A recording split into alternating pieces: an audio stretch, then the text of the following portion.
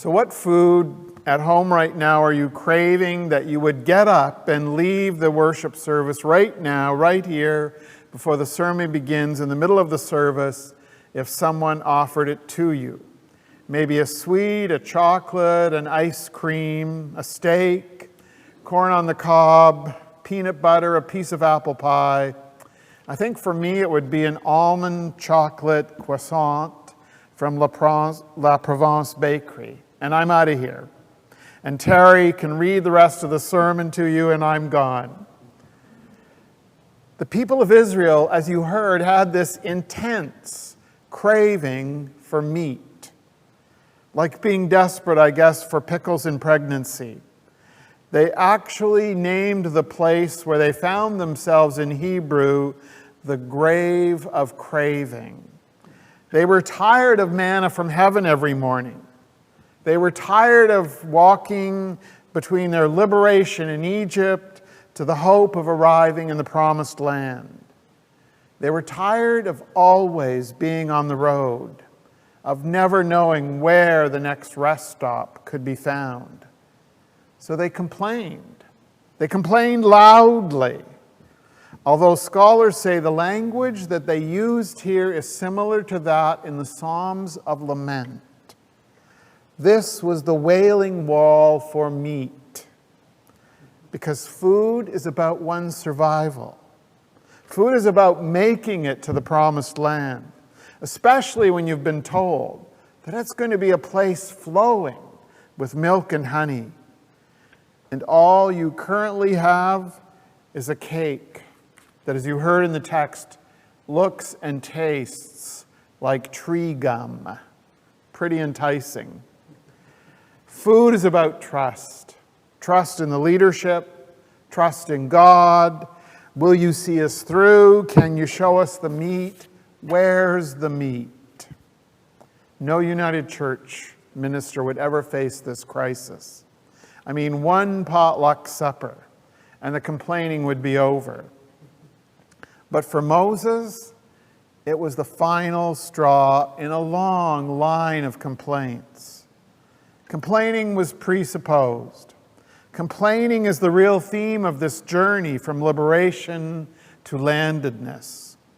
Food and leadership are interwoven. The problem, this isn't a family vacation. It's a freedom ride. And Moses has come to hate running the customer service department of this store.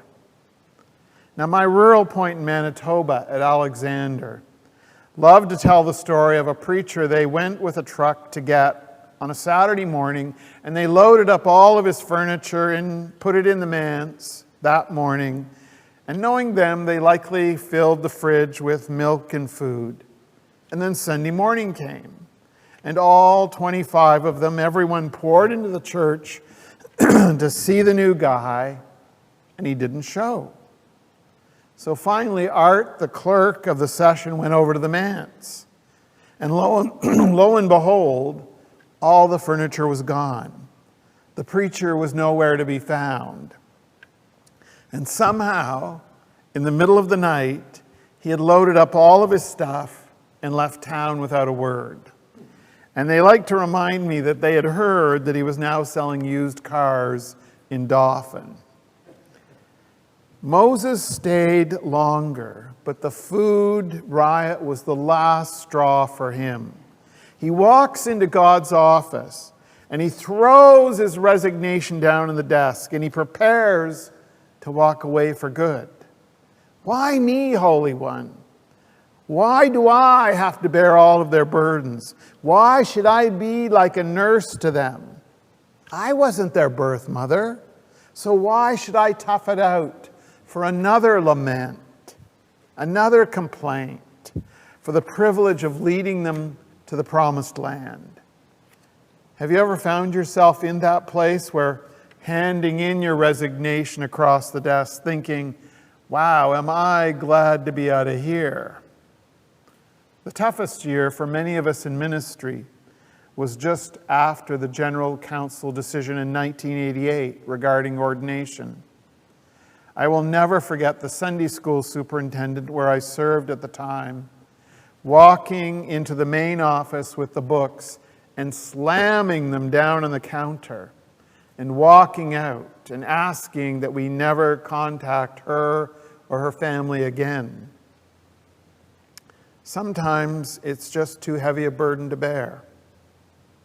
At stake was Moses' continuing leadership. God had the Montreal Canadiens problem. You just can't keep going through coaches. The general manager fires one, and he appoints an interim who gets them to the finals, but ultimately someone has to stay and lead the team. And God had a stake in this. God needed that right person to keep the people going, to keep them headed in that right direction.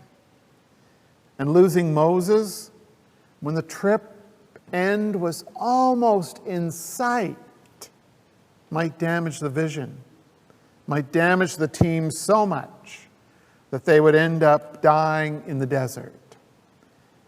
How hard is it to lament? How hard is it to run the complaints department? I feel for congregations today. I feel for order of ministry folk today trying to serve them when the institutions all around them begin to crumble and when congregations all over are closing for good and there is no sign of hope.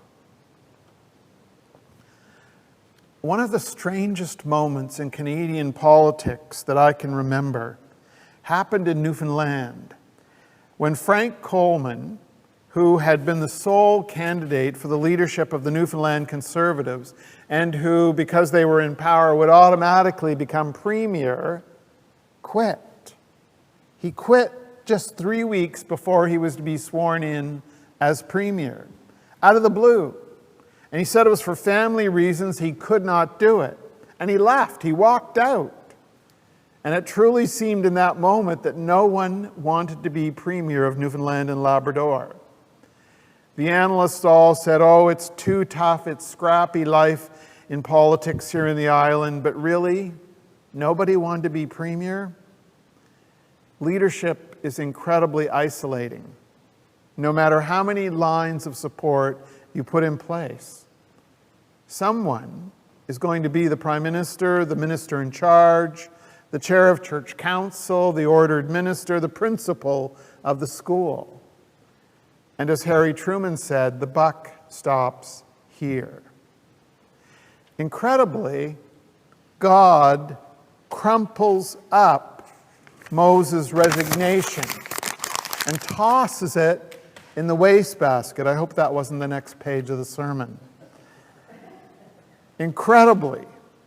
And is there a plan B? In fact, it was the next page of the sermon.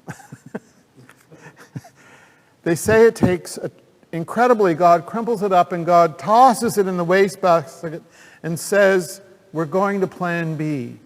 And Moses looks at him and says, there's a plan B? Yes, God says, find 70 elders among the people and cry on their shoulders and look up to the sky because the quail are going to fly in for meat to eat. Now they say it takes a village to raise a child, and it takes a village to lead through tough times. And it's going to be the most difficult time of their lives leading the villages or their reserves through the devastation of a wildfire in British Columbia. The media will focus on the immediate strife, but it's going to be that trauma of the next year and of years to come which will call on the village elders to step forward and provide that leadership. Many of my colleagues have said to me this year that it's been among the most difficult year in their ministries. But my hunch is this, that it's actually going to be the next year and a half, which will be the very difficult ones in ministry. Because there really won't be a return to what we thought was the norm. And that will be the challenge that we all face, not only as ministry leaders, but as community of faith leaders, as congregations, trying to recover and to reconcile ourselves to a new way of being. So God gives Moses the 70 and provides the people with meat. And they both pray that this will be enough to satisfy them so that they can make it all the way to the promised land. May God be with them and with us in the time which lies ahead. Thanks be to God. Amen.